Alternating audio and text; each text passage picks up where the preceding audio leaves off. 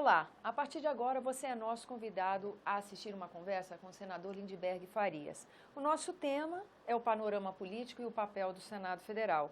Nós gravamos aqui dia 14 de março, um dia depois das manifestações populares que, segundo a Polícia Militar, levou mais de 3 milhões de pessoas às ruas. E é sobre uma interpretação desses fatos, as consequências dele e o papel do Senado que a gente conversa agora com o senador Lindbergh. Senador, muito grata pela sua presença aqui no nosso programa. Está tudo tão efervescente, não é, senador, que a gente já estava começando a falar antes de gravar. Como é que o senhor está vendo a situação? Que significado tem mais de 3 milhões de pessoas na rua? Primeiro, as manifestações foram manifestações grandes, que nós reconhecemos que foram centralmente contra nós, do PT e o governo da presidenta Dilma. Mas não foi só isso. Foi contra todo o sistema político também. Como explicar que o senador Aécio Neves e o governador Geraldo Alckmin tenham sido hostilizados, vaiados? É uma rejeição à política como um todo. Eu tenho dito que a gente está vivendo algo parecido com a década de 90 na Argentina. Lá tem uma palavra de ordem, é que se vão todos. Então, esse é um clima que existe aqui. Agora, eu acho que tem gente querendo se aproveitar de uma manifestação legítima, que era centralmente contra a corrupção, contra os políticos, contra o PT, contra o governo, para tentar fazer um acordo de cúpulas partidárias e, ao meu ver, dar um golpe político no país. Porque, veja bem, o impeachment tem que ter base política, mas tem que ter base jurídica. Quais são os argumentos que eles estão levantando na questão do impeachment? Pedaladas fiscais. Uma prática que foi feita em... Mas, peraí, senador, pedaladas fiscais, elas não iam ser acrescidas da delação premiada do senador Delcy? Não fizeram esse adendo, até porque uma delação premiada, você não pode pegar a delação e dar a delação como fato. Até porque a delação de Delcy fala do Aécio. Então é engraçado, na parte que serve contra o governo, eles querem adendar. Na carta contra ele é mentira. Isso é uma contradição impressionante, né? Não vale, então. Então, veja bem, hoje o que tem do pedido do impeachment são pedaladas fiscais, que não se sustenta, é muito frágil. Isso houve no governo Lula, no governo Fernando Henrique, nos governos estaduais. É algo que tem que ser proibido daqui para frente, sim. Para afastar uma presidente em cima de pedaladas fiscais. Não tem amparo jurídico, que não fere a lei orçamentária, fere no máximo a lei de responsabilidade fiscal. Então, tem uma fragilidade enorme aqui. Então, eles não podem caminhar nesse sentido sem base jurídica do impeachment. Então, a gente acha, a minha avaliação aqui, que eles estão aproveitando essa manifestação que é legítima para tentar dar um golpe. Mas eles são quem? É a oposição? Não, são setores que estão da oposição e setores ligados ao vice-presidente Michel Temer. Estão articulando freneticamente por essa saída. Isso aqui em Brasília estão tramando nos gabinetes o tempo inteiro. Volto a dizer, é inconstitucional, não tem base jurídica. Mas tem mais. Eu quero chamar a atenção da sociedade brasileira, porque esse pessoal tem um programa. Não foi por acaso que o PMDB, há 4 meses atrás, lançou uma ponte para o futuro, seu programa para o Brasil. E eu quero chamar a atenção, então, para a sociedade brasileira, do que diz esse programa. Eu nunca vi nada tão antipovo quanto isso. Primeiro, eles dizem o seguinte: fim de todas as indexações aos salários e aos benefícios previdenciários. O que significa isso? É o fim da política de valorização do salário mínimo. Fim também, hoje, você tem um teto na Previdência. Todo mundo tem que ganhar, no mínimo, um salário mínimo. 70% dos aposentados ganham um salário mínimo. Eles querem acabar com essa vinculação. Ou seja, você pode receber menos do que um salário mínimo. Tem outras coisas aqui, colocar um negociado na frente do legislado. Isso aqui é rasgar a CLT, que veio de Getúlio Vargas. Eles estão querendo fazer uma coisa que é orçamento base zero. O que é isso? Desvincular todas as receitas.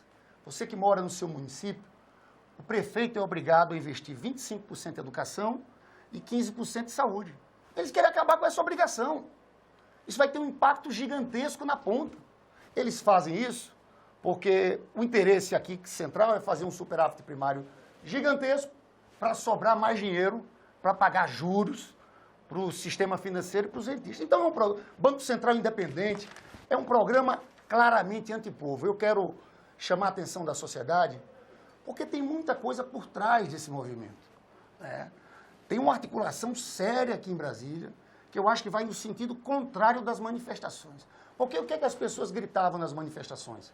Fim da corrupção, em defesa da Operação Lava Jato. Apoio ao juiz Sérgio Moro. Qual é a contradição aqui?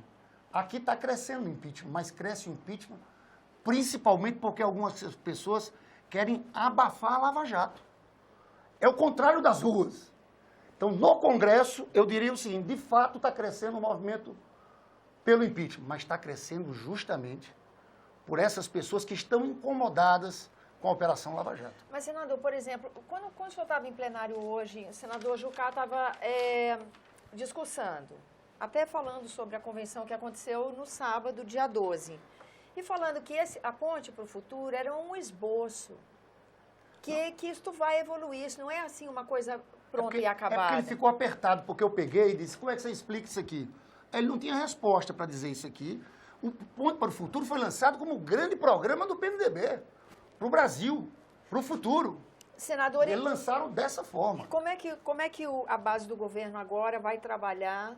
Porque imagino que a base do governo está criando uma saída, uma resposta para a sociedade, não é? Claro. Já começou esse trabalho? A gente vai ter manifestações na sexta-feira. Na sexta-feira, no dia 18. Né? A gente quer fazer grandes manifestações. A gente vai tentar disputar a rua também com esse discurso. O que está por trás desse golpe que tira Dilma.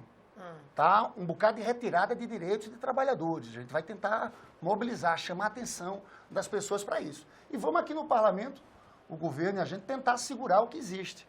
A posição do presidente do Senado, Renan Calheiros, é uma posição importante, porque para passar o impeachment tem que ter 2/3 da Câmara, mas para afastar a presidente tem que ter maioria do Senado também. O Senado hoje é, digamos, nós teríamos uma situação mais confortável, mas a gente tem que ver como é que vai ser a evolução dessa crise. As próximas passeatas nossas e do outro lado também. Isso vai ser muito importante. Há uma expectativa de que ainda haja outra manifestação popular dessa mesma linha que nós vimos no domingo? Eu acho que deve haver. Nós, do nosso campo, vamos ter um no dia 18 e outro no dia 31. Tá. Deve ser instalada esse dia a comissão do impeachment na Câmara dos Deputados. Uhum. Depois de instalado, esse processo pega fogo. Vai para as ruas com mais força. Entendi. Então, creio que a gente vai ter 2 meses aqui de intensa luta política no país. E a gente também está com um quadro econômico que leva à apreensão, é motivo de reflexão também aqui no plenário, né? Claro, claro. Um PIB equivalente de 25 anos atrás, uma faixa significativa da população jovem sem emprego, parque industrial parado em 38%, segundo sondagem da CNI, Confederação Nacional da Indústria.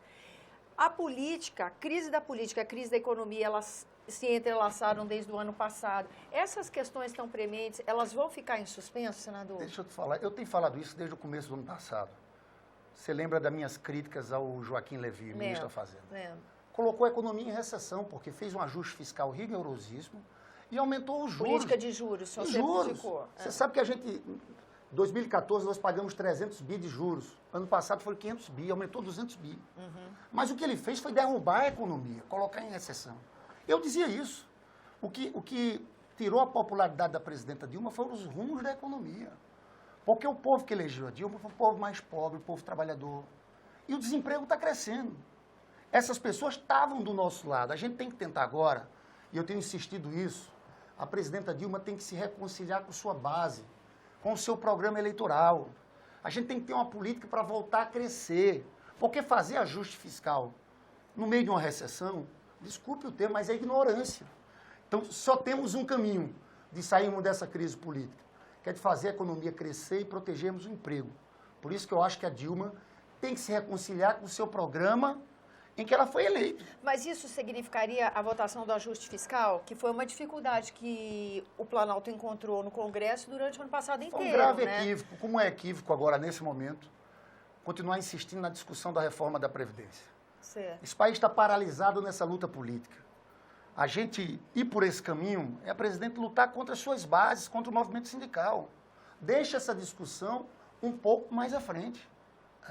Eu chamo também a atenção da oposição, porque a oposição tem parcela de responsabilidade no que está acontecendo, porque essa crise política também está afetando a economia. Uhum. Uma afeta a outra. Mas a oposição, por exemplo, está trancando a pauta aqui do Congresso Nacional, enquanto não resolver a questão do impeachment. Que é isso? Parar de trabalhar? Não pode, o país está no impasse.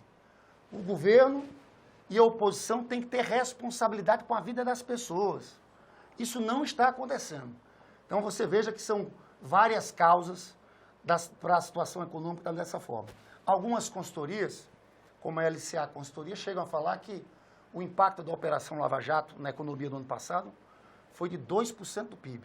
Nós tivemos uma recessão de 3,8%, o impacto de 2%. Porque essa investigação tem que continuar. Mas eles podiam fazer investigação menos espetáculo. Porque nós estamos vivendo um período que é de crise política permanente. As investigações têm que alcançar a todos. A nossa crítica das investigações é que elas estão sendo seletivas. Não pode ser só investigação contra o PT. Tinha que pegar todo mundo. Eu sinto que quando entra no PSDB, eles não vão fundo. Diminui a massa. Diminui muito, eles não vão. A nossa crítica, então, é a seletividade e que elas sejam investigações mais sóbrias, porque não pode parar o país. O país está completamente paralisado. O senador Renan Calheiros tem colhido das lideranças dos partidos sugestão para construir uma pauta, era a pauta expressa, que o senhor acha que ela ainda prospera? Antes do enfrentar, por exemplo, o senador Blairo Maggi defendeu em plenário semana passada, defendeu não, na sua análise falou, difícil a gente ter outro mote sem decidir a questão do impeachment. É isso que vai acontecer aqui? Essa pauta expressa, ela pode prosperar? Eu acho um absurdo o Congresso ficar parado. É um grave erro que a oposição está cometendo. Acho que essas vaias que tiveram a eles também nas passeatas são um pouco disso. Porque o povo está achando o seguinte, olha, esse pessoal está só na briga, no fla-flu político, e não está resolvendo meus problemas. É isso que as pessoas estão vendo na ponta, né? Então, eu acho que isso está acabando... Isso atinge a todos. Atinge a todos. A instituição como um todo. A instituição como um todo. Eles achavam que era só nós que íamos ser desgastados. Eles estão desgastados também. Isso já estava claro em algumas pesquisas no ano passado. Teve uma pesquisa do Ibope que mostrava as rejeições de todos os candidatos a presidente da República. Então, eu espero que a gente trabalhe. Eu tenho discordância dos principais projetos do Renan nessa agenda Brasil dele. Eu digo, é uma agenda muito neoliberal, que ataca direito de trabalhadores, mas o presidente Renan reuniu com todas as bancadas e disse que vai aceitar também que coloquem outros pontos nas bancadas. A gente fez várias sugestões pelo PT. Prioritariamente, a gente quer discutir taxação sobre grandes fortunas, que a gente acha que a tributação no Brasil hoje cai em cima dos mais pobres, da classe média, e a gente acha que tem que ser equilibrada. Os mais ricos também têm que contribuir mais. Então, a gente apresentou um conjunto de questões que eu espero que o presidente Renan Calheiros coloque na pauta que ele vai anunciar essa semana. E aí começa, então, o PT a ter uma possibilidade de apresentar uma agenda... A nossa agenda vai muito nisso, né? Nós queremos, primeiro, não aceitamos retirada de direito de trabalhadores, a gente quer melhorar o sistema tributário brasileiro, a gente quer mexer também nas atribuições do Banco Central, porque hoje o Banco Central, aqui no Brasil, cuida só da inflação. Nos Estados Unidos, por exemplo, ele tem um duplo mandato. É combater a inflação, mas tem um outro que é crescimento e geração de empregos. A gente está querendo que o nosso Banco Central também tenha isso. Eu tenho certeza que num quadro como esse, em que a gente vive uma recessão, se tivesse esses dois mandatos, o Banco Central seria obrigado a baixar a taxa de juros. Entendi. Porque temos as mais altas taxas de juros do mundo. O Banco Central Europeu está com juros negativos. E aqui a gente com essa loucura de juros estratosféricos, prejudicando o lado fiscal, porque é isso, cada 1% de juros tem um impacto de algo em torno de 15 bilhões fiscal na outra ponta. É grande. E dificulta o crescimento econômico. E aí, com essa pauta expressa, há a possibilidade de inserir um assunto como esse na discussão. Na discussão, e é isso que nós estamos tentando.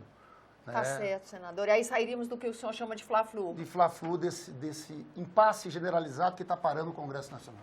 Muito grata pela sua presença aqui no nosso programa e a você que nos acompanha também agradeço a atenção, lembrando que esse é o programa Argumento e que você é nosso convidado a fazer sugestões e críticas ao trabalho da TV Senado. E para isso é 0800 61 2211, que é uma ligação gratuita. E quando você quiser rever esse ou outro dos nossos programas, senado.leg.br/TV. Até a próxima.